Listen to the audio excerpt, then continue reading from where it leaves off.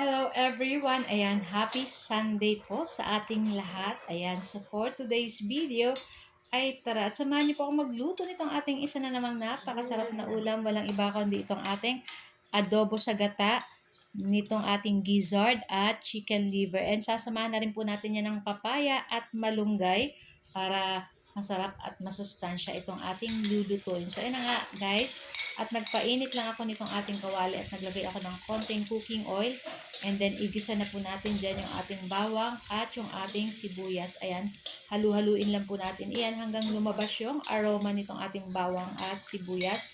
Tapos, after po niyan, ilagay na natin dyan itong ating luyang dilaw or turmeric. Ayan, so healthy po itong ating ulam.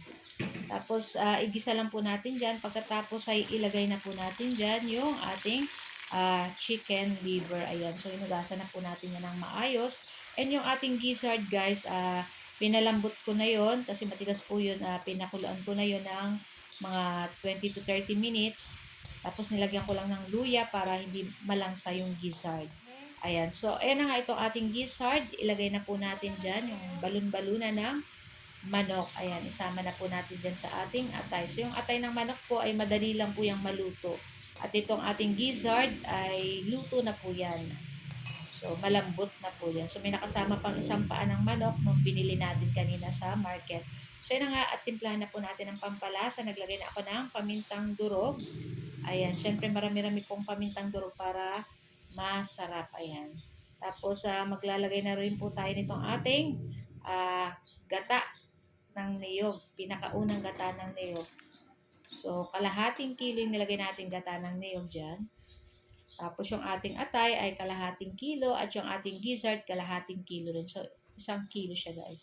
So, yun nga, naglagay na tayo dyan ng asin pampampalasaan at 1 chicken cube. Tapos, naglagay tayo ng konting sugar para pang-balance sa lasa nito ating niluluto. Tapos, naglagay na rin tayo ng suka. Tapos, maglalagay din po tayo dyan ng dahon ng laurel para mas mabango po yan. Ayan. So, syempre, tikman-tikman ninyo at pag malambot-lambot na yung ating mga niluluto, pwede na rin natin ilagay itong ating papaya. Ayan. Naku, napakasarap nito and syempre, napaka-healthy pa guys. Kaya, i-try nyo na rin itong lutuin. Shout out kay Anton Food Trip dahil nakita ko nagluto siya ng ganito kasi lutong Quezon yung ganito guys. Kaya, na-miss ko. Kaya, ito yung ating niluto today. So, yun na nga. At luto na yung ating papaya. Pwede na po natin ilagay dyan itong ating dahon ng malunggay.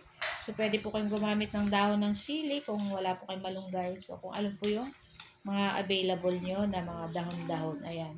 So, hinalu-halo lang natin yan at lulutuin lang natin ng ilang minuto. And after po niyan ay papatayin na rin natin. At madali lang naman po maluto ang dahon ng malunggay. So, guys, ayan, ito lang po ang ating video today.